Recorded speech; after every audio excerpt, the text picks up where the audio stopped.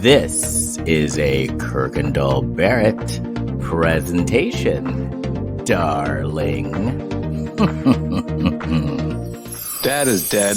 There is a dog. You bought strawberries. Who do you think you are? You buy homemade bread? What are you, QAnon? What makes him happy?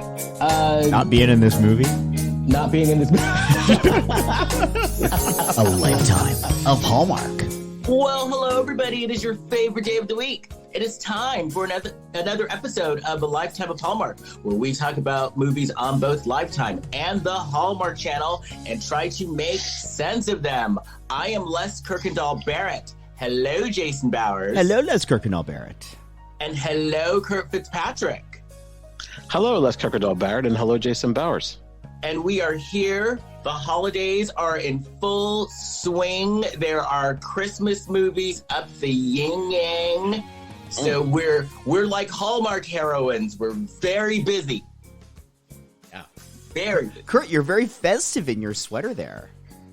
I know, I'm wearing my Jack Skeleton? Is that his name? Skellington. Yeah, Jack Skellington. Skellington. I'm wearing a Jack Skellington sweater With like polka dots. this evening.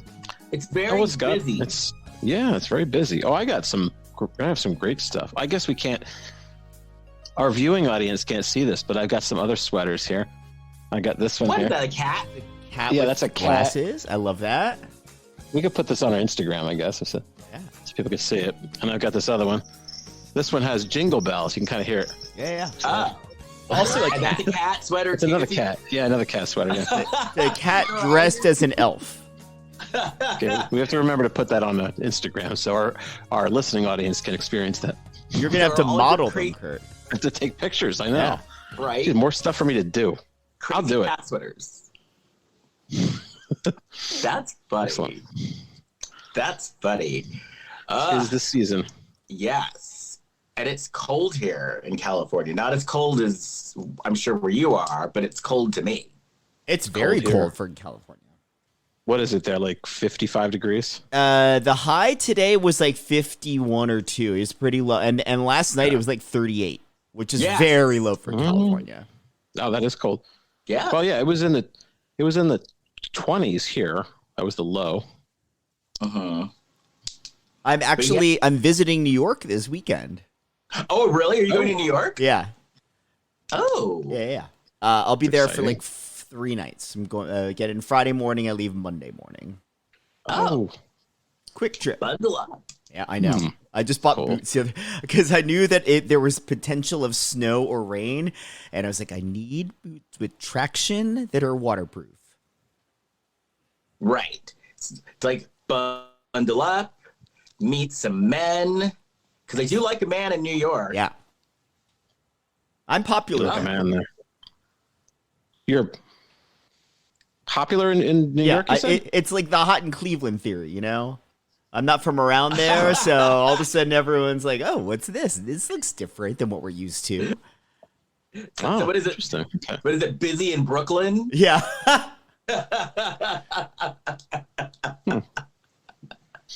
Well, that's exciting. I hope Yeah. so. Yeah. Okay. Wow.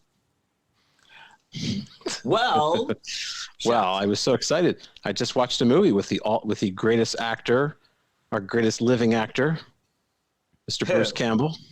Bruce Campbell, man. okay, so what is his claim to fame? The Evil Look, Dead I was- movies. Evil Dead movies. But see, the thing is, I was just thinking about this. Evil Dead 2 is, for me, is like one of the greatest movies ever made. It's fantastic. Like, I love it. I love Evil Dead 2. Have we all seen it? No. I have. Ah. And I saw it before I saw Evil Dead 1. I did too. And I also love Evil Dead, the Evil Dead. Yeah. But they're And the same Bruce movie. Campbell. See, I saw this during my formative years, and really thinking about it, it was a big influence. Like Bruce Campbell was like the kind of actor I wanted to be Oh. watching these movies, because he was just he was amazing. I mean, you know, he's still great, even this Hallmark movie where he's not keeping the Louisiana accent consistent, but still, he was in a Maniac Cop. That was a great movie in the 80s. I don't know that one. Yeah, see that's a good one. He was in some of the Coen Brothers movies, some of the lesser small parts. He did a movie called Bubba Hotep. Who? I've heard of that. Bubba Hotep. Bubba Hotep's a really good movie, and he's what is Elvis and John F. Kennedy are still alive, and they're older and they're in like an old age home, and so Bruce Campbell's Elvis, and JFK was Ossie Davis. And wait, what? Wait, so is this like one of those like alternate history? You ate a gummy and wrote a film type movies? No, it's so good, and they're fighting like this mummy. This mummy comes back to life. So in answer to your question, Les, yes. What's that? I said in answer to Les's question, yes. This is the kind of movie where someone ate a gummy and they wrote a movie. I paid money and saw this in the theater. I saw it at the Angelica years ago, and it was just, I loved it. So and you guys laugh at me for watching Days of Our Lives? Well, so wait. I fall somewhere in the middle here. I have seen and love Evil Dead 2. I've not seen any of these other movies. And so Evil Dead 2, if you don't know, is considered a horror classic. It's both a horror film and kind of a spoof / love letter to them. And it was directed by Sam Raimi, who went on to do like the Spider-Man movies. He just did Doctor Strange this year, and puts Bruce Campbell in all of his movies. Yeah. And Bruce starred in The Evil Dead. So The Evil Dead 1 was like a bit of a cult success. So they made a sequel, which is a much more successful cult success. Yeah. And it's now spawned more movies. There was a series on Netflix a few years ago. It's the character is beloved if you're into genre stuff. So then this guy doing a Hallmark movie is a stretch for him.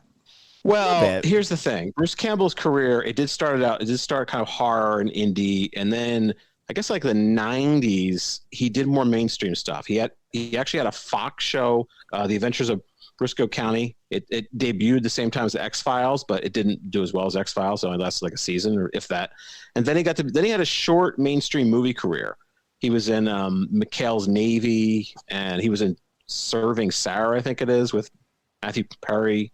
He was in some like mainstream movies, and so now since then it's been kind of a mix of things that he does. Uh-huh. And so it's not unusual that his career would take a sharp turn, because that's what's been happening for his whole career. He's kind of at the point now where he's famous for being Bruce Campbell, sort of like Eric Roberts is famous for being Eric Roberts.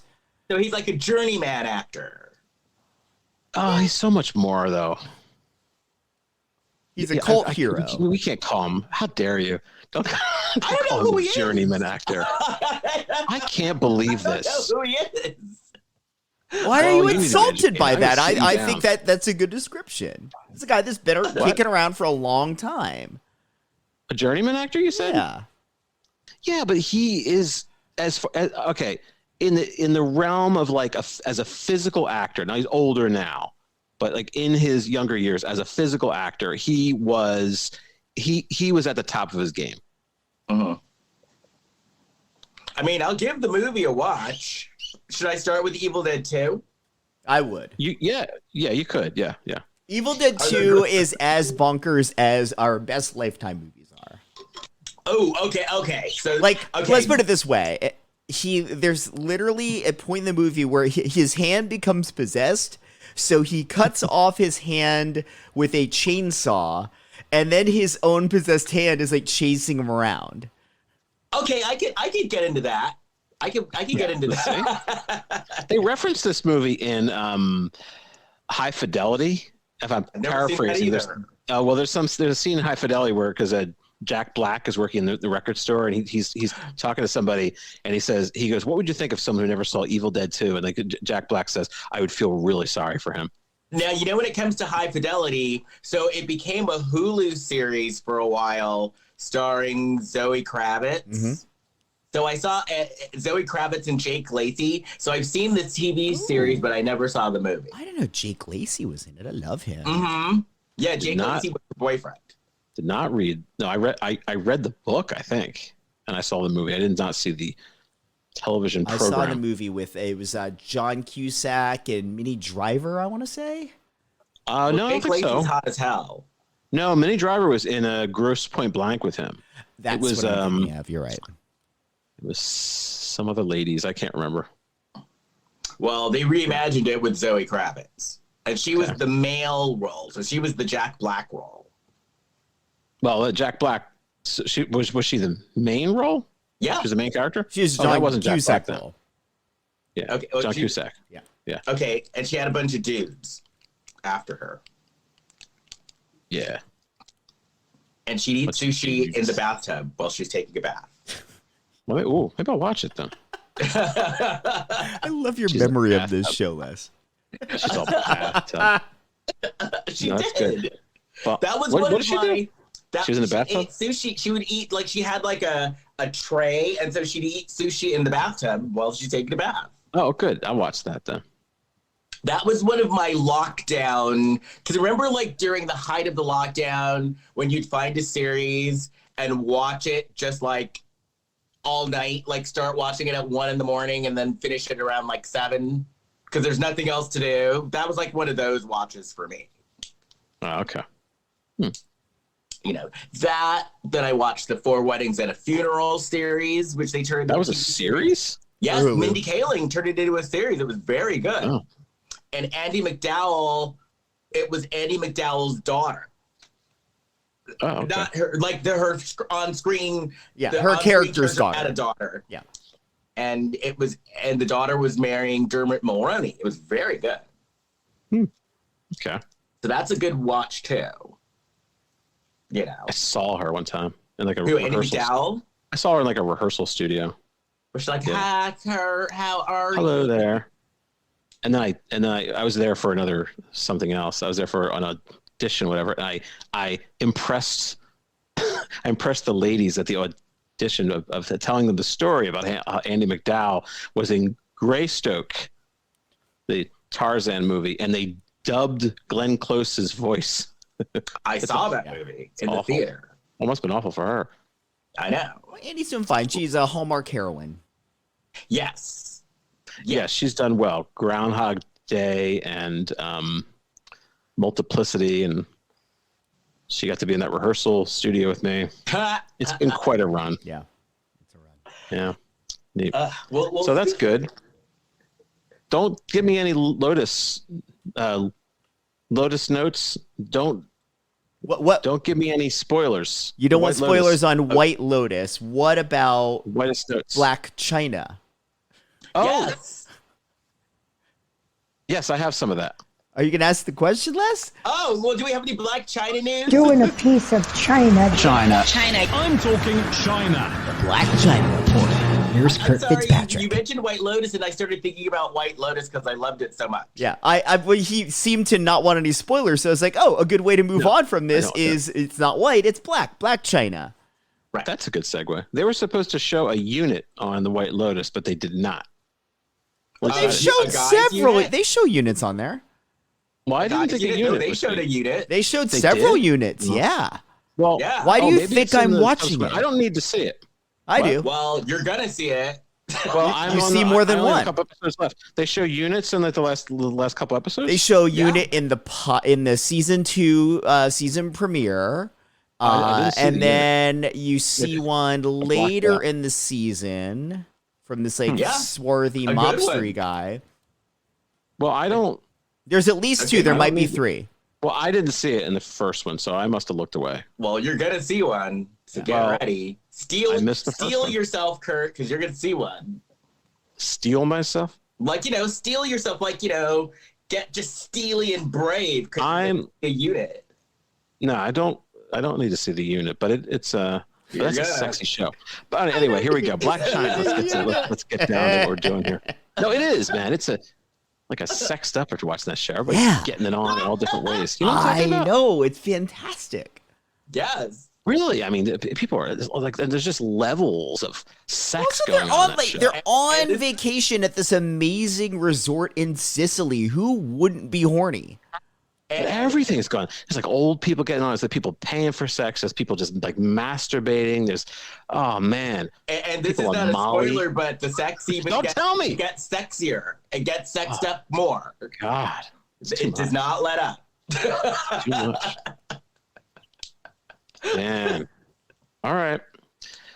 I got more to say about that, but let's go to Blac Chyna. I don't know where this is from. I think this is from People Magazine. I don't. It's just an ominous. It's MSN.com. So Blac Chyna shares sweet sibling photos of daughter Dream and son King. Never a dull moment.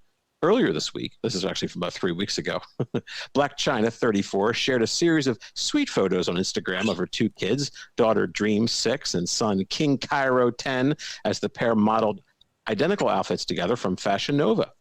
Dream, whom Chyna shares with ex Rob Kardashian, and King, whom she shares with ex Tyga, posed together in matching blue and white plaid shackets. I don't know what that is. Blue jeans and white sneakers. In the first picture, King and Dream place their hands on their hips as they look at one another, while the second shot shows Dream perched on King's back. The kids each pose for cute individual pictures as well. Never a dull moment. At Nova Kids and at Fashion Nova, Chyna captioned the post. Last month, Chyna celebrated her daughter with a sweet video on Instagram as she turned 6 years old. How do you feel? Are you turning 6? Chyna asked her daughter in the clip before playing a montage of photos and videos of Dream throughout her childhood. Happy 6th birthday to my beautiful daughter, Dream. Mommy loves you, she wrote. Kardashian also made sure that his daughter's birthday started out special. In photos he shared on an Instagram story, he showed a cute picture of his little girl eating a piece of toast with butter and colorful sprinkles on it to kick off her day. He then shared a picture of a beautiful balloon arch set up in the foyer of Mom Kris Jenner's home, spelling out a happy birthday message to the 6-year-old in a grid post. Kardashian celebrated his daughter as the sweetest and funniest girl. Daddy will always love you. 2 blushing emoticons, 4 blue heart emoticons, and what looks like kind of like a fingers crossed. He added, and that's the end. Well, there you go. It looks like the parents are trying to out-birthday each other for the press. Oh, they absolutely are. The fact that it's in the press, the fact that the party's being held at Kris Jenner's house, it's all for the cameras, always. Yeah. It was light on the Blac Chyna news this week. That's the only recent story that's out there. Well, it's the holidays. Yeah, she takes off, I guess. I guess maybe publicists are on like vacation and stuff, and that's the reason why. No, mark my words. She's gonna have a racy Blac Chyna outfit before the holidays are out. It is only the 13th. It's on. We have 12 days. Oh man, that White Lotus show! I know we moved on to something else, but well, you're the one that said that you didn't want spoilers, and you keep bringing it back to that. We'll tell you what happened if you really want to know. It's overwhelming. It's overwhelming. Well, I'll do the thing. Don't do it. I love that theme. I love that theme. Is that someone really making those noises, or is that some kind of instrument? I think it's someone making. No, it's like noises. it's all electronic. All I know is I cannot wait. No, you better not. I cannot wait for season 3, and they dropped an Easter egg, I think. I think there's an Evil Dead 2 Easter egg in this Hallmark movie. Oh, really? What? Really? I think so. Will you point it out when we get there? Yes. Yeah, you got to wait though. It's like all the way at the end. Okay. Well, okay. Let's get started. Okay. So we start off. Well, we should say that the movie is called My Southern Family Christmas on Hallmark. And we start off with da da da da da da na na na na na na na na na. We're in Dallas. I did not know we were in Dallas based on the skyline. I don't recognize it. I don't think it's as super recognizable. People know what it looks like skyline. No, and I've never stopped in Dallas. I just drove through it. But if they showed South Fork, you'd recognize it. Only because it says the word South Fork on the gates of the ranch. True. My idol, J.R. Ewing, lived in Dallas. So, and then we see a magazine, and it's called Air Venture Magazine.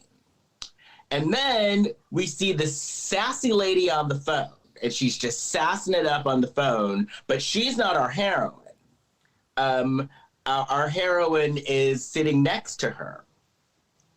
And the boss is demanding stories. The boss was hot, by the way. Pardon? The boss is hot. We've seen the boss before. Yeah, he's been the lead. He wasn't the leading man in this one, but I actually was wondering, is he the guy? because he was in the Right, me movie too. so early I did too. on, but he's barely in this one. But I wonder if it's kind of like, because, like our friend Meredith Thomas, sometimes she'll have a big part, sometimes she'll have a smaller part. It just kind of, it just depends. Oh, I'm sure. Or it was something like whoever was going to play that role got COVID and they called someone that they knew would be around last minute to do it. Right. And the thing is, though, I found his character interesting because normally he plays like the nice guy, and in this character, he actually had like an attitude. Oh, yeah. He was the boss barking orders. Yeah. They were making this big deal out of planning their stories out in advance. I'm like, well, that's kind of what you do in a magazine. You need to map it out so you know what story you're going after for the issue. Right. I didn't even catch wind that it was a magazine. I don't know what they were up to. I know it had something to do with stories. Yeah. But it wasn't until later they said it was an airplane magazine.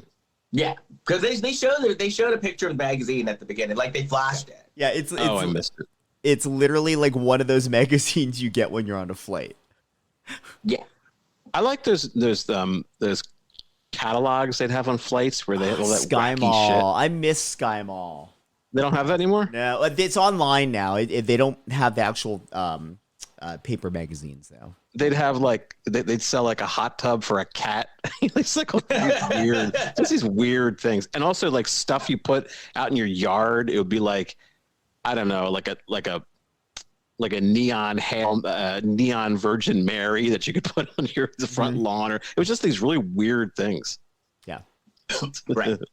So our heroine, Campbell, is worried. Bruce Campbell. Pardon? I just said Bruce Campbell.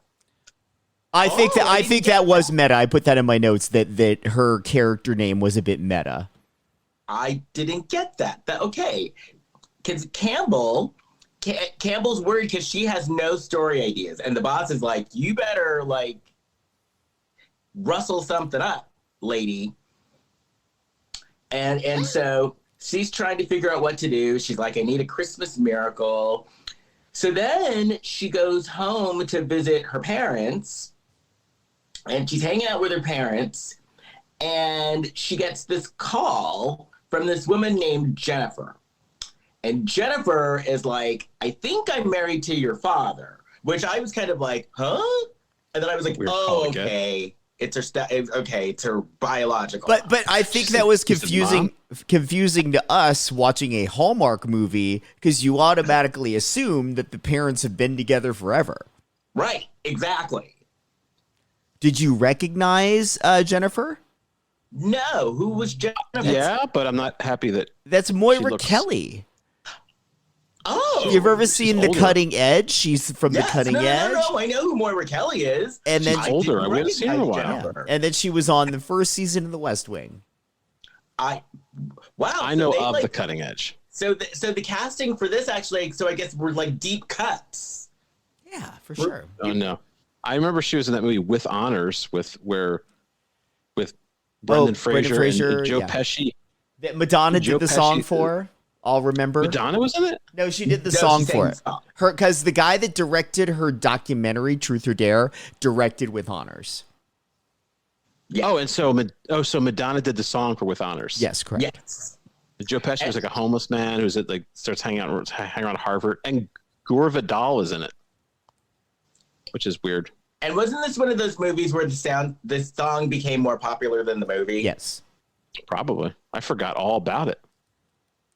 Well, let's have her on. She's known some interesting. Who, Madonna? Madonna? No, yeah, Madonna. No, we don't have time for Madonna. We got to talk about Mariah Carey, who's in this movie. Moira Kelly. Mariah Carey. She was in this movie, The Cutting Edge, and she sings that all I know for Christmas is you.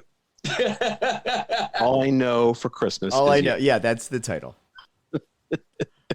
I know my pop culture. Hey, she's the queen of Christmas. She is. This is her time. How Is the dare number one you? song in number one song right now in the country. I just love the fact that Mariah never has to work a day again in her life ever. Yeah. Like I'm sure that like Mariah, like the Thanksgiving turkey comes out and then her eyes turn into dollar signs and she dreams of what she's going to do with her millions that she rakes in for doing nothing for a month. She stuffs the turkey with money. It's like $100 bills. Right. That'll be our stuffing for tonight. And she puts it in the oven. She has like a bath. She like puts $100 bills in a bathtub and like lays and rolls around in it. Cause She should eat sushi in there. Right. Yeah. And it has sushi in there. And then she looks at her ex-husband and she's like, ugh, Nick, you're having another kid? Come on. Yeah, he needs to wrap that rascal. Wow, right? Hasn't Nick Cannon had like a child a month this past year? I have an advent calendar where each has a kind of kid on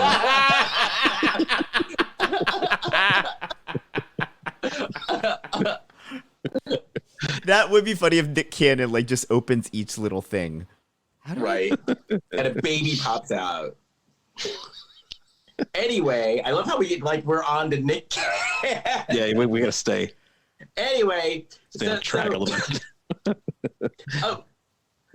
So Campbell, she gets this call. She's kind of freaked out, but then she starts going through like because she and her parents are putting up like the Christmas tree decorations, and she finds a box, and she asks her mom if she asked her mom if she could have the box, right? Or did she just take it? Well, she does have a habit of just taking things. I think she took it, but she said she was taking it. Why does my camera keep turning off? I don't know. And we're seeing this your AI image. Yeah. Yes. Which I think you had the best AI images. Really? Thank you. Well, out of the people I saw, I liked yours the best. It over accentuated my hair and my cheekbones, so it made me look really hot. And the app did that, right? Yeah. No, that's on me. So you literally just put your picture in the app and it like zhuzhes you up. You have to put in like several photos, and then it doesn't just zhuzh you up. It decides like what images it's going to put you into, what scenarios it's going to put you into. Oh. Yeah. Oh, that's fun. I didn't have any desire to do it. Maybe I should try that app. But it's neat seeing other people's. What was I gonna say? Anyway, so Campbell is going through her box, and it's just stuff like like pictures from when she was a little kid, and ornaments, and da da da da da da da. And so then, she calls the person back. She calls Jennifer back, and so Jennifer is in the kitchen with Bruce Campbell, and Jennifer like steps outside to take the call. Mm-hmm. So you know that it's some deep shit. When they step outside, it's like deep shit about to happen. Well, yeah, especially in a Hallmark movie. Jennifer slept here. Right. Greatest deception ever. I'm taking a phone call and I'm doing it out of earshot. So then we also find Jennifer. That. Okay, go ahead. I have to do a little research on something. Oh no, because we found out that Jennifer wrote her a letter too. Jennifer said she wrote her a letter and called her. She's been searching for her for a while. Yes. Okay, so here's what I wanted to say. Jennifer is like one of those names, like people, like women my age, like so many of them are named Jennifer. Mm-hmm. Like I would always meet these women named Jennifer. I remember one time I met this woman, her name was Jennifer. So I finally I opened up to her and I said, listen, there's a lot of you Jennifers in my age group. And she said, yes, the reason for this is, and Mariah Carey, or what her name was, Mariah Kelly, she would fit in this age range. No, maybe not. She was a little older. She's older. Okay, so anyway, here's what she said. This woman said, Jennifer, she said, the movie Love Story came out in 1970, and the main character was named, Ali McGraw's character was named Jennifer. Oh. And she said that was the reason, she believed that was the reason why there were so many Jennifers who were born in the early 70s. Love means never having to say you're sorry. That was from Love Story. And usually once a name sort of takes hold of the public consciousness, it's around for a few years. Like my name, when the year I was born, was the number one boy's name that year. Right. And then you remember a couple of years ago, there were a lot of Madisons. Yeah. Ashley Madison. Madison, like, remember Madison was like, the name. Madison. Okay. Mm-hmm. My name never caught on. Yeah, there are not a lot of Lesses out there. You're named Jason in now? skyrocketing. You're named in skyrocketing popularity when WKRP was around, Les. No, that just made for annoying teasing and people thinking that they were the first ones to think of Les Nessman. That and Less is More, which I'm like, ugh. Have you heard about Less is More? It's like, yeah, idiot. Les Brown. And the world band Renowned or whatever, right? Yeah. And there was more than one Les Brown. Because there was also a motivational speaker, Les Brown, who's married to Gladys Knight. That's what I'm talking about. Oh. Yeah. But anyway, yes. Okay, here we go. Yes, people. If you say, have you ever heard Less is More, I will laugh, but my inner monologue is calling you all sorts of names. It's not less. Just so you Not know. one of the names. My inner monologue is going off on how stupid you are. And we can't see Jason anymore. Jason, are you still there? I keep turning my camera on and it just shuts itself off. I don't know what's going on with it, so I've just left it off. Behind the scenes of a lifetime of home. Our mystery host. I'll turn on the other camera and see if that's All right. Let's keep the that show works. moving. Keep the act right, there moving. we There go. we go. That's the anyway. different angle though. Yeah. Anyway, so Jennifer's like, the reason why I'm trying to get a hold of you is your father, your biological father, is gonna be the Père Noël, which is a big deal in Ascension Parish. Now, guess who's from Ascension Parish? Guess whose family is from Ascension Parish? Mine. Really? Oh. Yes. My dad's from New York. My dad's from New Orleans, but like my grandparents and I have a lot of relatives in Ascension Parish. Oh. Because I've been in Louisiana with Les Kirkendall Barrett. Yes, that's right. We were in New Orleans. I thought you were going to say you've been in Louisiana with Moira Kelly. No, I don't know how to pronounce that. So then, Is the whole Père Noël thing as big of a deal there as they made it out to be in this movie? I've never been there for Christmas, but I bet it's even a bigger deal than they made it in the movie.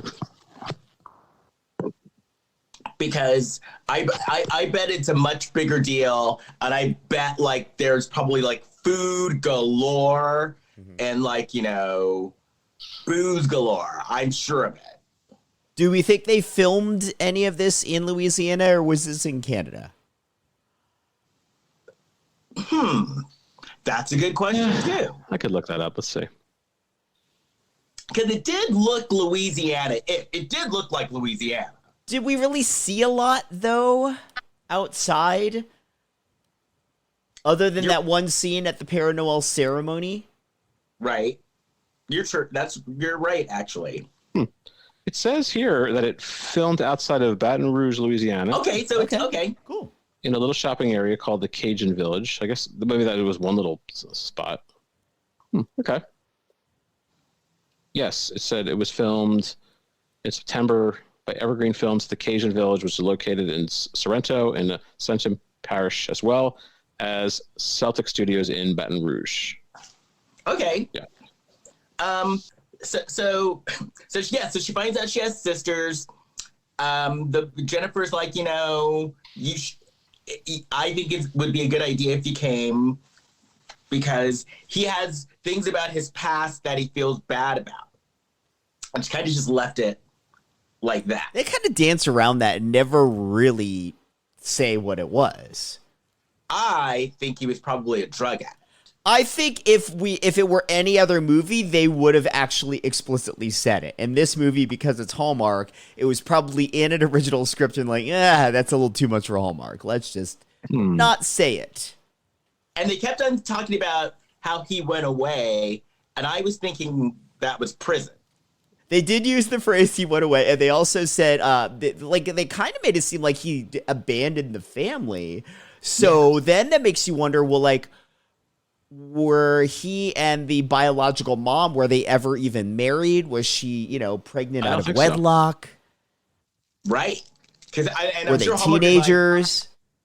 Hallmark is like, okay, we're progressing, but let's not get crazy. No. But next year they are showing people shooting up heroin. Yeah. But they did make it clear that he enveloped his unit with Campbell's mother, who was hot. Her mother was hot. He enveloped his unit? And then did you notice they kept on showing the commercial for the Jonathan Bennett movie? No. Yeah. Which I want to see that. What was it? Maybe I did watch a little bit of it. About like he's supposed to go to Hawaii, but he gets stuck babysitting, and then this hot guy comes to help him babysit. Yeah. And so the hot guy, helps him babysit, and they fall in love. Because Hallmark is like, I'm sure Hallmark is like, okay, we were outgayed by Lifetime last year. They out Hallmarked us and outgayed us in the same movie, so we need to step it up. That was 2 years ago, by the way. Oh, that's right. Yeah, because the Hallmark movie that they did with a gay character played by Jonathan Bennett, they did a sequel last year. Oh, but the house. That's right, the house. The Christmas house. Yeah. It was boring. Yeah. But this one actually looks kind of cute. It looks cute. So who's taking care of the kid? Well, those two are getting it on. He is. That's not my problem. I'm not going to worry about that. I got enough on my mind. Gay and straight people can get it on while kids coexist in the same space. Are these is it a baby? Or is it a kid that can... We haven't seen the movie, Kurt. We don't know. Puzzle? We don't know. All right, we won't worry about it. All right. I'm sure they're precocious kids because it's once again Hallmark. Yeah. So it's either a cute little baby or a precocious 6-year-old. Anyway, so Campbell is Googling, but they call it super search. She's super searching her dad. And then the next day, she's late for work. And she's late for work and a meeting. And she still has like the search on her laptop. And so she's in the meeting, and then the boss sees her laptop and is like, hey, this could be an idea. You need to go to Louisiana. And then... But he doesn't know that it's her... what she searched for is her biological dad. He just knows it's this idea of this Père Noël and this tradition there. Right. So he's like, you need to go to Louisiana. So she goes, and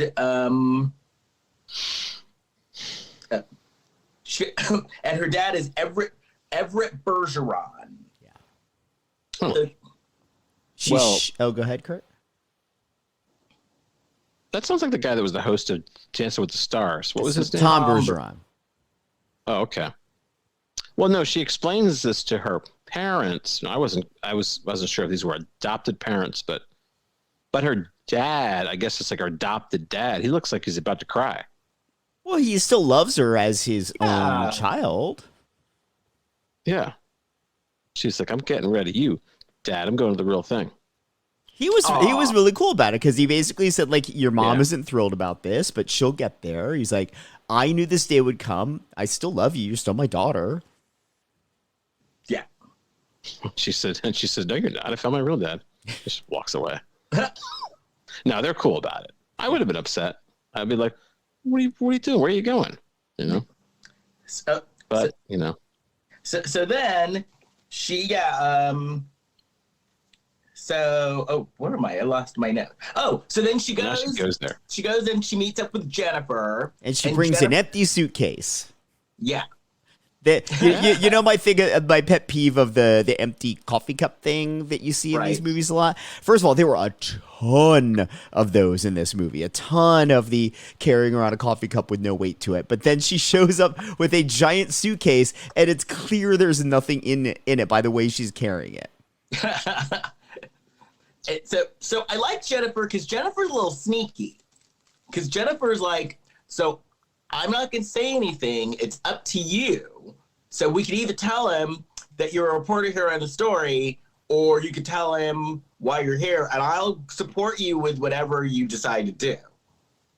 And then underhanded. And then she's like, and then we've set you up to stay at this cottage down the street with our friends and their grandson, which I was like, that's going to be the boyfriend, the grandson. Yeah, I found Jennifer very sexually aggressive. How so? Sexually aggressive? Yeah, How so? I was thinking about this. Yeah. Didn't take me long to think about this. Well, for a couple of reasons. Do you want to know? Yes. Yes.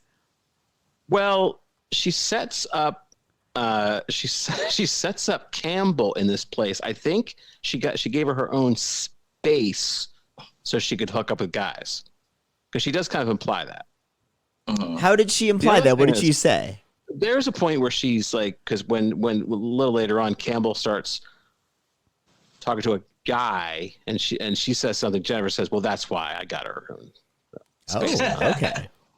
Because there's going to be some unit enveloping. I've heard this as a theory. Don't send any letters, but I've heard that when a man and woman have sex, if the woman is more aggressive, and when they're conceiving, then they'll have a daughter. If the man is more of like the aggressor, then they have a son. Now they have all daughters. He has all daughters, which tells me that he's quite sexually submissive and she is the aggressor. She's sexually aggressive. This is an insane theory. Yes. It's a rather offensive theory, if I'm being quite honest. Yes. I guess, yeah, maybe I shouldn't have brought it up.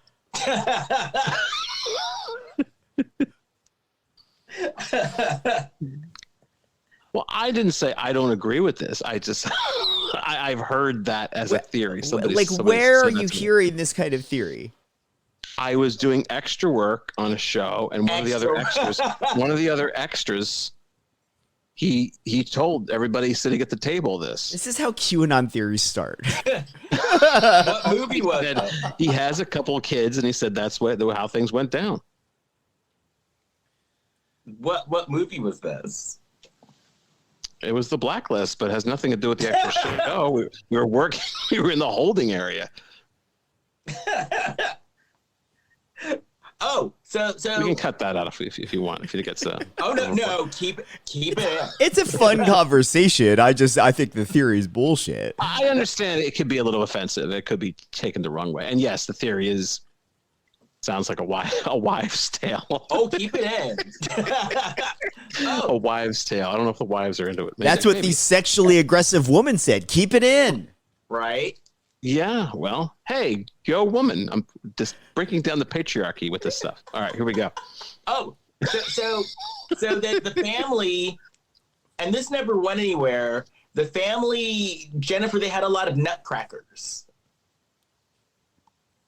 Remember they had like a mantle full of nutcrackers? I saw this back to back. Like I saw this one night, and the next night I went and saw that movie, Violent Night. How is that movie? It's very violent. Is it good? Because the Santa is hot. It's called Violent Night. Well, the Santa is David Harbour from Stranger Things. Because I wanted to go see it for the hot Santa. So he's fantastic in it. The movie itself is, I thought it was mediocre. I enjoyed it, but a really good action, of fun, if super absurd premise. Did Santa hook up? No, but Santa's a badass and like beats the shit out of everyone. And there is a scene involving nutcrackers in that movie. I saw these back to back. When I saw the nutcrackers, I'm like, didn't I just watch? It was like, oh, that was a different movie I watched last night. Because I do want to see that movie. Because I like the commercial where she's like, and what do we call you? And he's like, Santa Claus. John Leguizamo's in it, right? He is, yeah. And Beverly D'Angelo. Really? Oh, now who is Beverly D'Angelo in this movie? She plays the matriarch of this very rich family. Okay. And this family, everyone in this family are just the biggest assholes, and she's like at the top of the food chain. Okay. I want to see this movie now. Jason, you just sold this movie. Okay. It is not like Hallmark, that's for sure. By the way, did everybody pay their SAG dues on time for screeners? I did, yes. Yeah. I paid it yesterday. I was like, oh shit, I got to pay the SAG dues. Anyway, so then so the stepmom so the stepmom, like Jennifer said, Jennifer's like, you can either tell him the truth or you can say that you're writing the article. I will support you with whatever you say. And so the dad shows up, Everett shows up, and she gets Campbell gets really nervous, so she says that she's a reporter. And so her thing is, I want to get to know you and your family since you're the Père Noël. And so this is just going to be a piece on you and what it takes to be a Père Noël and what your family life is like. Should we explain a little bit what a Père Noël is to anyone that doesn't know? Like, Go for it, Jason. As I understood it, it was just like the community would decide on a person that's kind of their Santa-like figurehead. But I didn't get if it was Santa or not. I didn't know if you had any insight in that, having ties to the area. No, I don't know. But he was also kind of like the dad of the town. Like, he was supposed to be like the caretaker of the town, like the dad of the town. Yeah.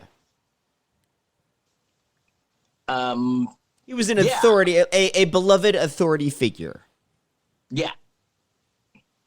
Yeah, and it's a big honor. It was a big honor to do that. Which is why Jennifer tracked her down. Right. So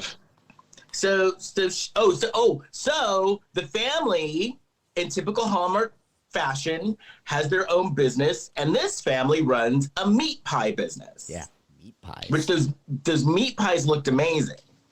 I thought they were samosas, or is that the same thing? Or like empanadas, kinda. But yeah, they do look like empanadas, actually. So she meets her sisters, and there's a little precocious sister, and then there's the teenage sister with the bad attitude, but it's a Hallmark bad attitude, so it's not really a bad attitude. Yeah. Like if it was a Lifetime bad attitude, she'd be sleeping with men and, sneaking out of the house. But this is the Hallmark bad attitude. So Mary Margaret. Amelia. Amelia was the little one. And at one point, the mother, as she reprimands Mary, she said, Mary Margaret. Amelia gets really excited when she finds out that Campbell works for the magazine that they give away with the bags of peanuts on airplanes. Right.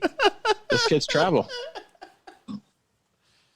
Oh, and then Mary Margaret was also a content creator. She's a content creator. Yeah. Yeah. Okay. And so then they go around the town, and Campbell is taking pictures, and they go on like a meat pie delivery, and she starts asking questions about his daughters. And then she shows the kids. So she takes a liking to the kids, and the kids take a liking to her. Yeah. So she then is like, oh, I'm a travel writer, which I didn't realize she was a travel writer until right then. I didn't either. I learned as I went along. And then she, and then she's also a photographer as well. So she's teaching the girls how to use a camera. And then, so then she's walking around, and she literally bumps into a nerd. But he was like a Clark Kent. He was like a Clark Kent nerd. 1000% my type. Yeah, because total Clark Kent. Yeah. Total Clark Kent nerd. Yeah. I have a thing for guys in glasses, and my friend Brad calls it my Rick Moranis fetish. And so I'll see someone in glasses who are like, it's Rick Moranis. I'm like, I'm not into Rick Moranis that way. That's funny. I could see Brad saying that too. That's funny. Cause yeah, but this guy was like totally like it was a Clark Kent thing. Like if you notice if you took his glasses off, he'd be totally hot. Oh yeah. But he had like the right amount of stubble. Like he was working it. So. Well, we find out that he's the son of the retiring Père Noël. Right. Where she's staying. He's the son of the people where she's staying. Yeah. And so then his name is Jackson Wallace. Well, it is. That's his name. It's Jackson Shepard. Is it Jackson Shepard? Yeah. Why do I have Jackson Wallace? It is Shepard. Oh, where I got Wallace from? So then they end up at this huge party. One thing I like about this movie and these people, they love to drink. This family loved to drink. Yeah, and meanwhile, the father, that's probably like his issues. He probably had like alcohol issues, and it's all being fueled back into his life. They're all drinking. So they got to get through it somehow. So they go to the party. They go to this big, huge party, and it was their delivery. They delivered to this party and stayed at the party. Yeah. Yeah. Were they supposed to do that, or they just? Well, I think once they're in, they're not leaving. Well, one of the things though that I do know about Louisiana, from my experience there, is Louisiana is a very friendly place, and they love a party there. Well, and also. These are all holiday parties. This is the family that caters all the holiday parties. It also happens to be the family where the dad is going to be the town's Père Noël. Oh, that's true. Like, and then so we find out then the mayor is his best friend. The mayor who's been in a bunch of these movies before. We've seen him before. Yeah. We've seen him a lot. He was the mayor with the cookies. Oh, that's right. Yeah. So he always plays the mayor pretty much. He's the mayor, yeah. Well, there's like one black person in the whole town, and they always make him the mayor. But when the one black person moves to the town, they say, "We're going to make you the mayor." Like that's fine in most Hallmark movies. That it was pointed out to me for a movie set in Louisiana. There were other than the mayor, there were no black people in this movie. There were you couldn't hire some black extras, really. And like in Louisiana, and I don't care where you go in Louisiana, it's like 50-50. It's literally 50-50. Yeah. That's why I had wondered if this was filmed in Canada, because I was like, where are the black people? And then, and not only that, the black, Louisiana, and I've experienced this myself, the black people are probably related to a lot of the white people.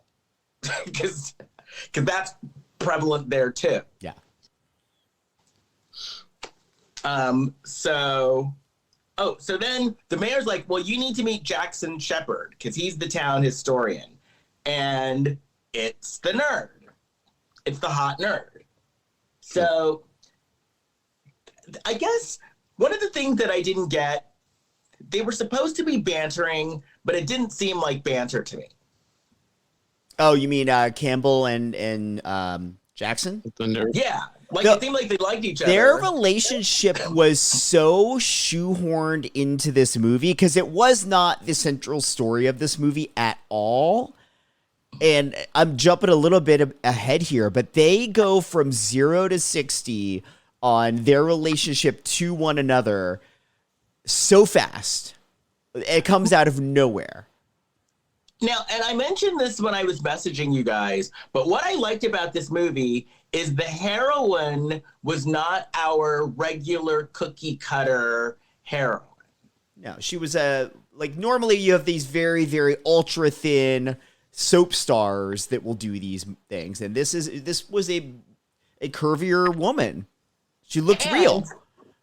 And the guy was hot, but he was like nerdy. So he wasn't our normal hero of the movie either. And I really liked that though. Yeah.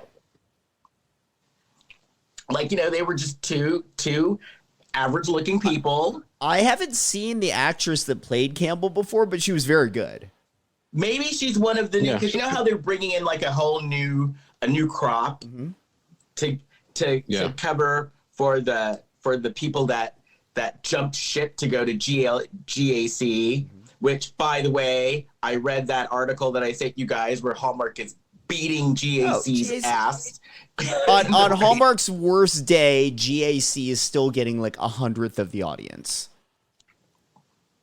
And the thing is that's pissing me off too is the actors that they jump ship and then make, you know, a total like veiled homophobic speech on their way out. Anyway, let's not give them any time. Indeed. But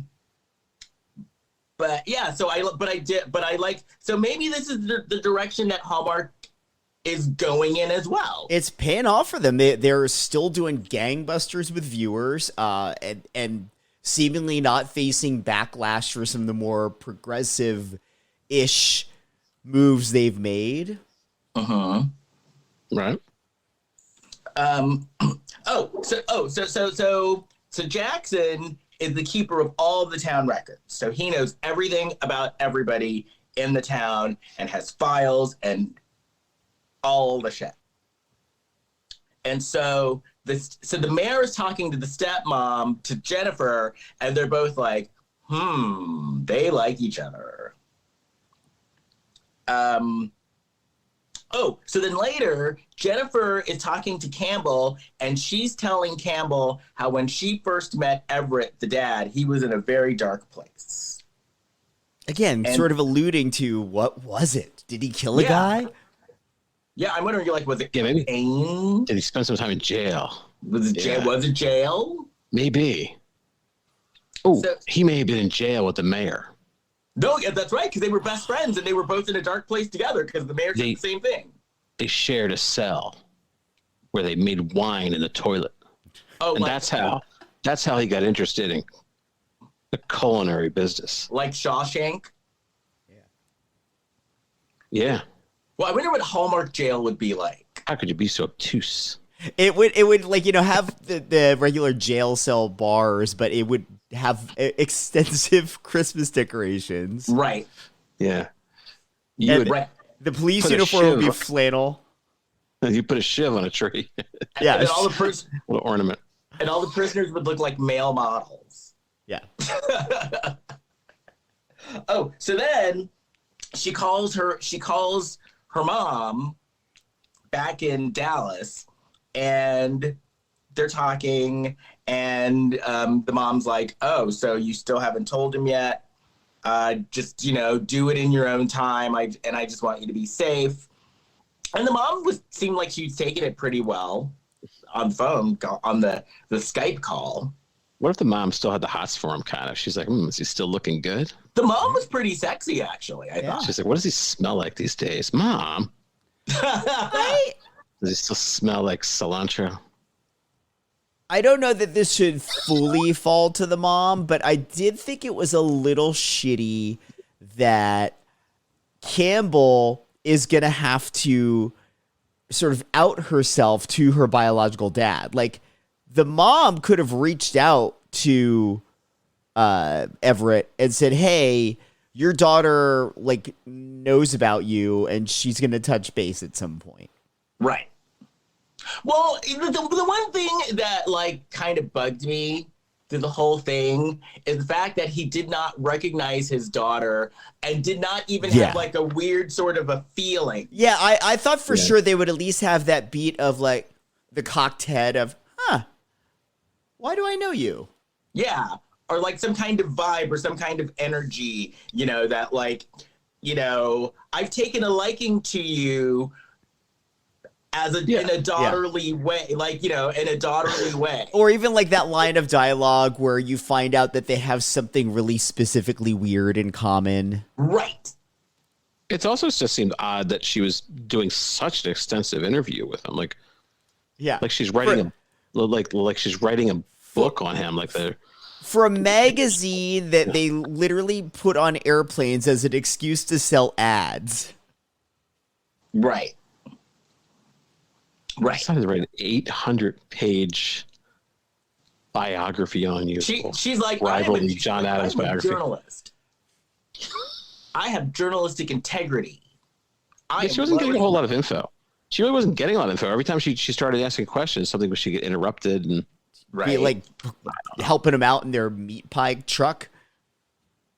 She took pictures more than anything else. They made her work. They sure did. They sure did. They're like, get into the food truck, honey. You've got meat pies. You've got meat pies to sell. I got a job now. Right. Oh, so then Jackson is showing her around, and and then they go to like a tree lighting ceremony, and Everett sees Campbell, and so he invites her over to put the first ornament on the tree. So he does like include her in a lot of stuff. Okay, he does include her in stuff though. He does make an effort to include her in things. Then Everett made Campbell like his honorary assistant of the Père Noël. So then they show him, so like he's telling stories to little kids, like a little Christmas story, and she's taking pictures of that. And then he gives her the book after he reads the story. And then they go back into the office, and so Jackson is giving her files just about Everett, and Campbell sees one of the files, and she steals it. Yeah. Oh, now, Kurt, you had an issue with this? I did? That she's a thief? But... I did say she was a thief, yeah.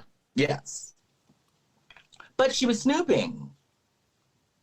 Not very well, because he knew right away that she stole this file. Yeah. True. She did get busted. She was a bad snooper. And he held his... Yeah. It was weird that in 2022 that it was paper files. That Right. You could just send her a PDF. Right. They had to have one of those scenes you always see where she plugs in, she distracts him, and then she plugs in like a jump drive, and you see it's going to the 100%, like 30%, That's Lifetime. 75%. That's like it's Lifetime. 100. Yeah. That's Lifetime, where the woman sneaks in her black hoodie in the middle of the night, and Yeah, exactly. jump drive, and the person's entire life is on this drive. And the monitor for the computer is like a jumbotron screen, so the entire neighborhood can see that it's loading files. Right. And then she puts the big giant camera in the corner. Yeah. So then they're in. So then Campbell's in the local coffee house, and she's working, and then we find out that Everett is also a counselor as well. Like, he counsels kids or kids in trouble. No, he was counseling some old dude. Oh, that's right. Because he was counseling. Just people that go through hard times. Yeah. Yeah. So then Everett shows up, gives her a meat pie. They go for a walk. He shows her this thing that they're going to turn into a sled. What was that? They're going to turn something into a sled? They should make a sled out of a meat pie. They're going to make a sled out of a meat pie? I think they should. So then... Or a mouse. So then Everett talks to her, and he's like, he does like her, and so he's including her in on their family stuff, because he does like her. Oh. Okay. So then they're near the bayou, and Campbell almost falls in, and he saves her. And so then for some weird reason, Campbell's like, "Can I have a sleepover with your daughters?" No, the parents had to go out for something. Or were offered something, and they're like, "Oh, we can't leave the girls." And Campbell offered to stay with them. Mary Margaret is old enough to babysit. Absolutely, and that town is small enough where they know everyone. Right. Parents had to work. They had Mary some kind of Margaret event was to like do. 15. Mary Margaret did not need a babysitter. No, not at all. Mary Hartman. No, yeah. So she hangs out with them, and they have an icing fight. And I don't like food fights. Oh, They weren't that's committed true. to it though. Yeah, but they weren't really committed to it. They got like one little piece of icing they threw. That's They right. didn't want to Were make you a mess on offended? the set. Were you offended since it was like stuff that goes on cake? Did that offend you? That they were throwing it? Yeah, wasteful. Take it easy there. I don't think they committed to it. I don't think they committed to it. I don't like when they That's start actually throwing food around. That's actually a good point that Hallmark likes to put things like food fights into the script, but I bet they're kind of a pain in the ass to film because you really only get so many takes, and then if it's screwed up, then you've got to clean everything up and start all over again. And clean that person up. Yeah. There's one little tiny piece of icing they threw. Yeah. That's what they did. Wasn't that fun? Wasn't that icing fight so fun? Oh, He so then, pissed and starts throwing icing at me. Mary Margaret had an attitude because she was like, everything was uncool. And Campbell's like, it's okay to like things. It doesn't make What did she think? Oh, she thought photography wasn't cool. Yeah. And Campbell's like, look, I make my living doing this. So shut up, that- kid. She thinks that Ansel Adams is a real dweeb. So the parents come home and the girls are all asleep on the couch. And then the next day, Jackson goes up to Campbell and says, look, the jig is up. I know who you are.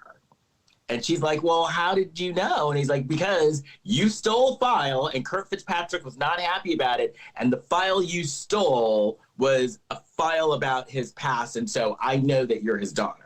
And also there was frosting on the file, so and that means you had an icing fight. I'm not happy. Right. You wrecked my paper files. I got name checked in this movie, so perhaps now my name will become a popular baby name. Kurt? Yeah.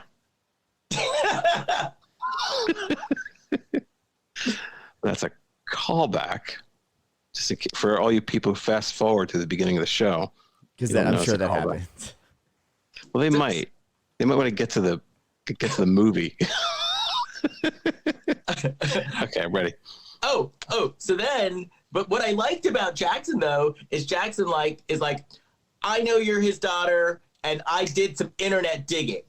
And so I was like, good for you, snooping. Because y'all know how I like snooping. They So discovered Google. he snooped and found out Super some search. stuff. And then Campbell is like, I want to know the truth about him, but I'm scared at the same time. So then they go talking to the mayor, and the mayor gives them the history. This brings up a very huge hole in the writing of this movie, is that this woman is technically a journalist, Yes. yet she isn't able to find any information on her biological father before she goes there and meets him. True. She looked on Facebook. Oh, well, just stop right there. She's a regular Right. Bob Woodward. But if Bob Woodward forgot his login to Facebook. Right. Ha. Oh, He's an investigative journalist. so then they're talking to the mayor, and the mayor is like, well, Everett's come a long way because we've been friends since we were kids, and there was something inside of him that was he was a broken person, and I was a broken person too, and we I'm sorry, helped something. Okay, I'll let that go. What? Something was inside of him, but I was going to let that go. Well, when he was giving this speech, I did have for a split second a thought of, were the mayor and Everett romantically involved? Oh, We'll see. That's why I said something was inside of him, but I'm trying to behave myself now because I think I'm already in trouble for digging a ditch here. That's all right. Oh, and then we also find out from the mayor that he was initially Everett was gonna turn the Père Noël gig down. because he didn't feel like he deserved it. And so then they go to the food, because then we find out that the family owns a food truck, which we didn't know until just now. Which family owns a food truck? Everett. No, we knew that before now. Oh, I didn't know. I don't know if I knew. Like I said, I was learning as I went along. But we also find out from the mayor that Everett went away, and that's when he went and had who turned out to be Campbell, and then he came back to the town when his dad got sick and passed away. I see dead people. Right.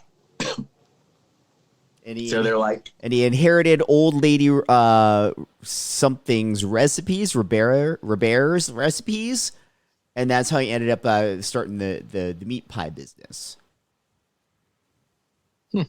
Which grew and grew and grew, and then he became a mogul of meat pies. Nice, a meat mogul. So they somehow, when they go to the food truck, Jackson tricks Campbell into basically going and working in the food truck. She's working. And so they're working. Then Jennifer walks up, and I like Jennifer too, because Jennifer looks at Jackson and she's like, "You know, don't you?" And Jackson's like, "Yeah, I know." And then Jennifer's like, "I'm glad I have someone to talk to about this now, because it was driving me crazy that I had to keep the secret." And then Jennifer asks Jackson to help him out. And so, what was this next thing in my notes? Oh, then Everett teaches Campbell about the meat pies. Mm-hmm. And then she goes to meat pie making boot camp. Now, what did you think about that? It's arduous. Yeah, it's time filler. There's a secret ingredient that she's not allowed to have. Right. But she had to avert her eyes while he was using it. Yeah. It's cocaine. Right. The meat pies have cocaine. That's why everybody's so happy in this town. I learned about it during my dark days. The meat pie, right? The meat pies have sport in life. Because remember, did you ever see Porgy and Bess? And they had sport in life. What's that? Porgy and Bess. It was a musical. Oh, I'm not familiar with that. And they had sport in life, and sport in life was cocaine. Oh. I know that's the show that go, "I get no kick from cocaine." No, Porgy and Bess was summertime and the living is easy. Oh, no. From the Sublime song? I want to see it with you in it, though. Who, Porgy and Bess? Yeah. I do Porgy and Bess. I'd be in that. All right. Oh. So then she's talking. You've got to build an audience, too. Right. Oh, for Porgy and Bess? Yeah, because I'm going to buy a ticket. Yeah. Yeah. Oh, so then she's talking to Everett, and Everett is talking about how he is taking the Père Noël job seriously, and he does want to be like a father figure to the town. And then he talks about how he had a bad home life. Well, he starts to tell her that he had a bad home life, but then Jennifer comes home and he kind of pipes down. And then Campbell then calls her mom back in Dallas, and she's like, "Okay, so why did he leave?" And the mom says, "Well, he just wasn't ready to be a father," and he basically disappeared on them.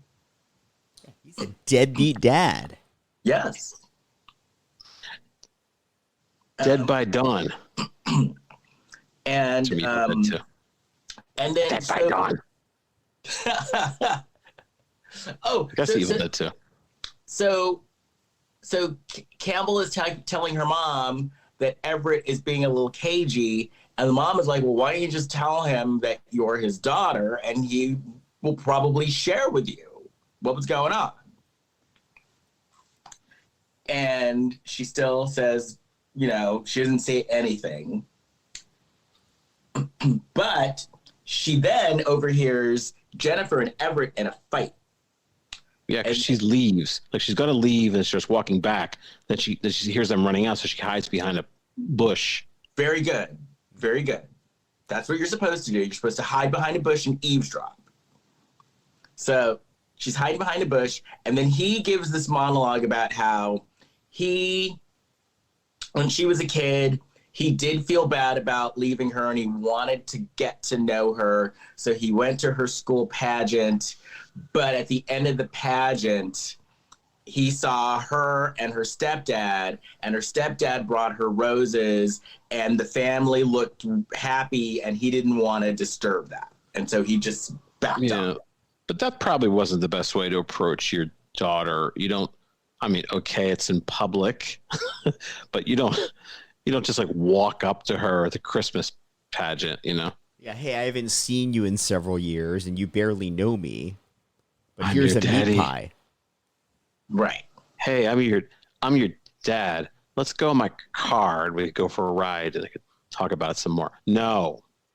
So not a good idea.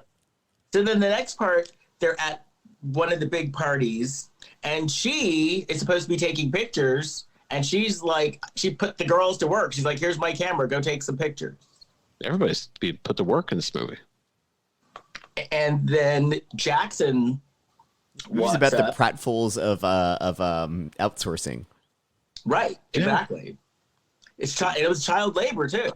Yeah, gig economy here. This is like a work camp. Okay, anyway. And so she and Jackson start slow dancing, and she asks basically in a nutshell, she was like, you're a pretty smart guy and you got it going on. Why are you stuck here in this town? Which basically was the gist of her question. Yeah. And he said he was sticking around to help his family out. And she was like, well, don't you want more for yourself? Why don't you think about yourself instead of wasting your life here in this town? Which I thought was very progressive for a Hallmark movie, because normally it's give up your life and move to the town. And she's like, you need to get your ass out of this town. Right. Before it's too late. Was this the scene where they were dancing to Old Lang Syne? Yes. And then, even though it wasn't even Christmas yet. Not even Christmas, much less New Year's. So they're dancing to Old Lang Syne, and they're having this heart-to-heart conversation, and then they kiss. Yes. Out of nowhere. I was like, ooh, Hallmark. They're like, there's a new sheriff in town. We are not waiting until the end to have kissing anymore. I just thought it was unusual because these characters had not connected on a romantic level at all until this moment. And it wasn't even like there was tension where it felt like, oh, we need to kiss. It was just like they did it. It was like it was in the script, so they did it, but it didn't feel earned. And she went for it. She was the one that went for it too. Well, Kurt thinks she's aggressive. Oh no, wait, that's Jennifer. I said Jennifer. Her mom, her stepmom. Yes, the mother was aggressive. Her stepmom's aggressive. Stepmom is aggressive. Well, Campbell is too. Yeah. Interesting. Campbell better be careful. I'm a modern woman. I'm offended. I am a modern woman. I am a city gal, and I go for what I want. I am a career gal. I go for what I want. No, I'm not offended. I don't mind a aggressive woman like that. But then the sisters showed up to cock block though. Well, that I don't like. I don't either. No. At least we're on the same page about that. And then they did this whole routine. Then they did this whole routine where they called out the alligators. Real alligators? Or Santa's alligators, because Santa had alligators. Oh. Okay. And then I paused the movie quickly because I'm like, this movie is looking like it's almost over and she still hasn't told him yet. Well, then they get some voodoo witch ritual. They start burning crosses and crosses. Things took a dark turn. That's a whole other movie. But as they were doing this ceremony, again, they just kissed. And the next scene is they're like calling out the gators and stuff. Jackson and Campbell are holding hands like they're a couple that's been together for a while. She's like, I'm a modern woman. We've all I'm a had some weird modern nights. woman. Maybe if I'm really drunk, that'll happen, but otherwise, no. She's like, I'm a modern woman. He's hot. He's from the country, so he hasn't been jaded yet. I am gonna nab this one.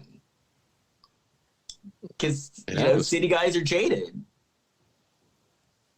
So then they do like the Paranoel toast, and then someone calls Everett the ultimate father figure. Then someone came up and was like, let's take a family picture. But since nobody knew that she was the daughter, they kind of shoot her out of the picture. She was so close too. If she had like just said it, she could have been in that photo. Right. Hey, that photo crew, that looked like it was an Asian woman, a black woman, and a white woman. Because it's the old new Hallmark. They're like, no, we're not doing this. Oh, there was a black woman? There was another black woman in this town, for sure? They called Jesse Jackson. They said, get some of that Rainbow Coalition over here. They're like, this is the new Hallmark. Fuck Rainbow you, GAC. We're going to show all the people in the world. What was the Rainbow Coalition? I remember in college, I was sitting at a table and everybody was like, it was all different ethnic group. And one guy said, hey, this is like the Rainbow Coalition. But it was Jesse Jackson's group. Yeah. I saw Jesse Jackson one time. I came out of an elevator. The elevator opened up and there's Jesse Jackson. And I didn't even know what to do. I just said, hi, Mr. Like I should have said Reverend, but I said, hi, Mr. Jackson. And he's like, how you doing, brother? Oh, well, look at you. Yeah.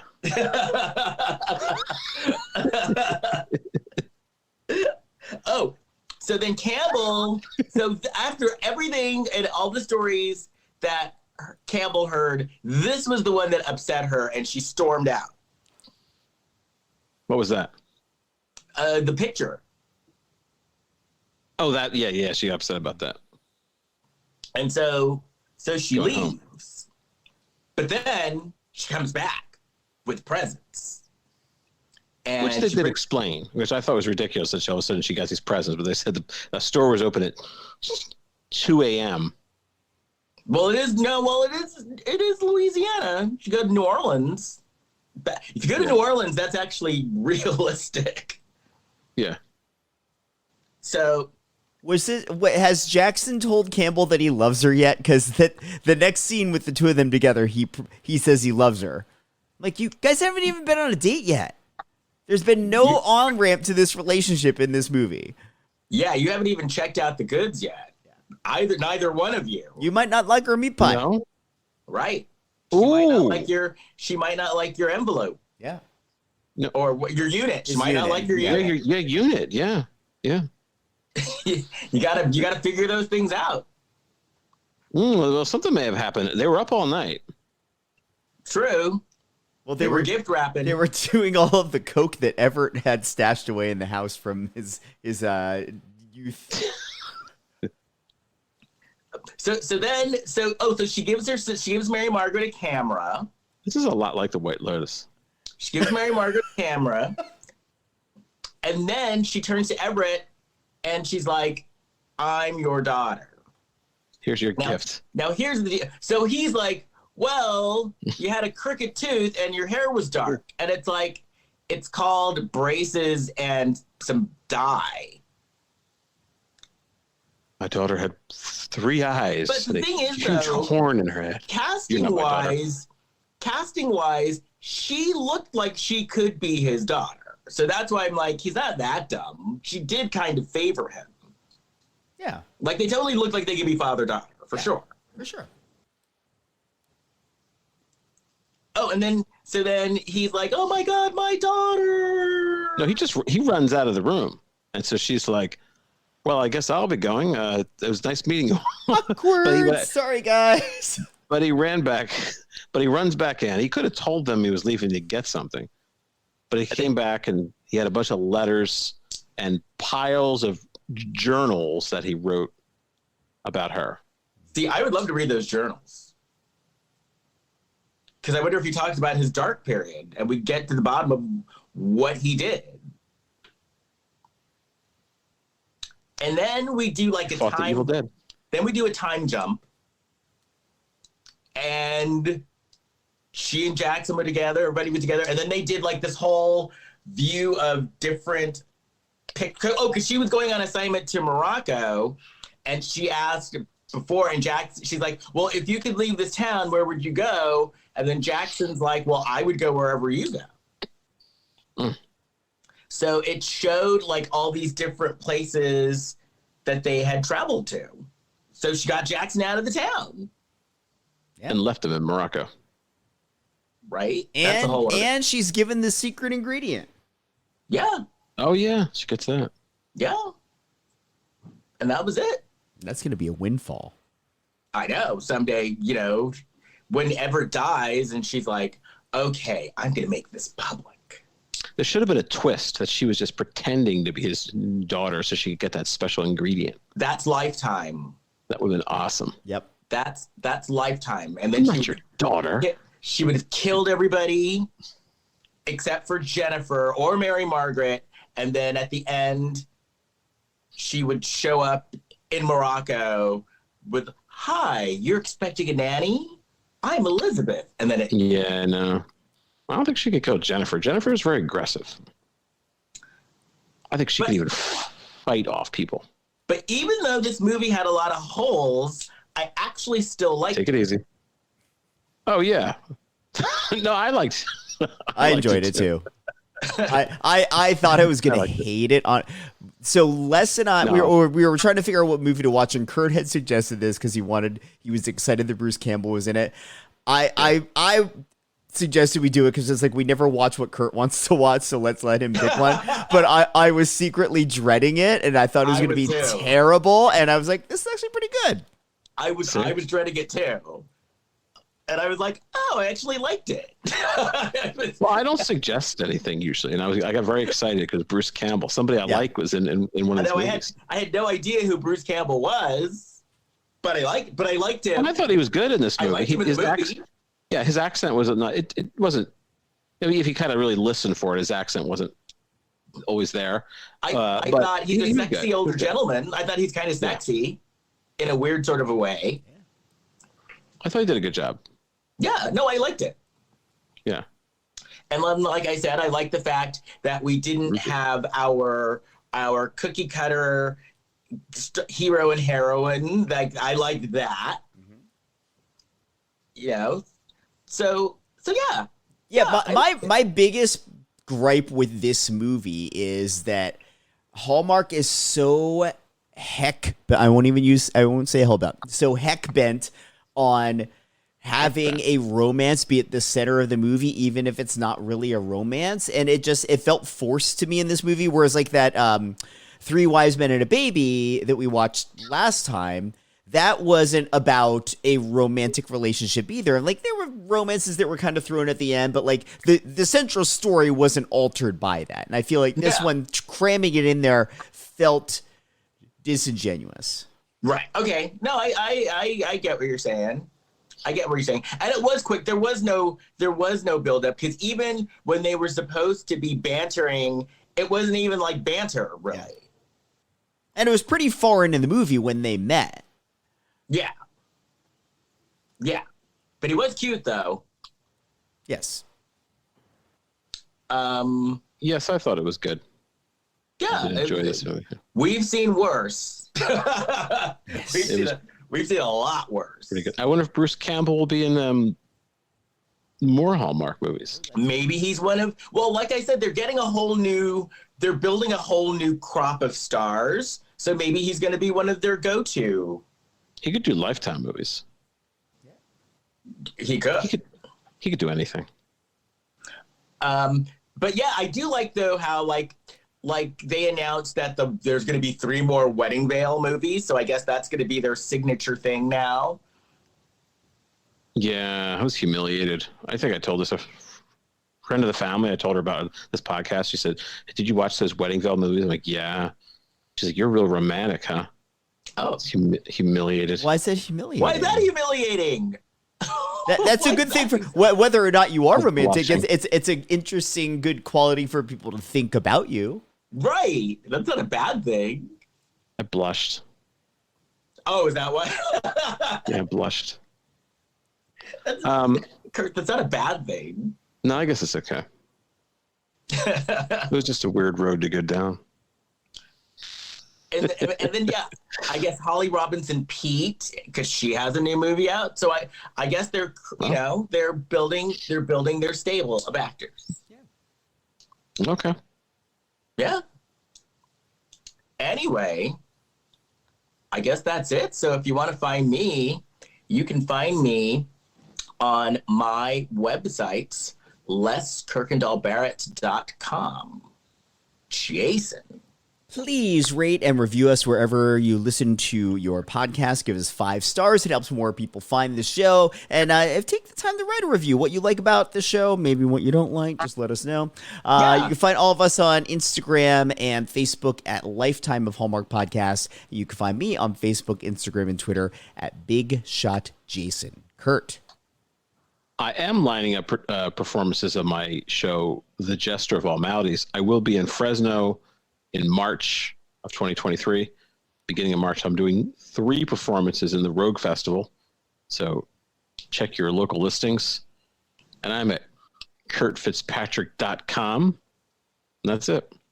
And speaking of performances, next month in January 12th through 15th, I will be performing my show, The Real Black Swan, Confessions of America's First Black Drag Queen, in Orlando, Florida at the Orlando Fringe Winter Fest. And you can go to Orlando Fringe, either.com or .org, either or, and there's tickets available. And I think that's it. So, until next time, bye. Bye. Bye.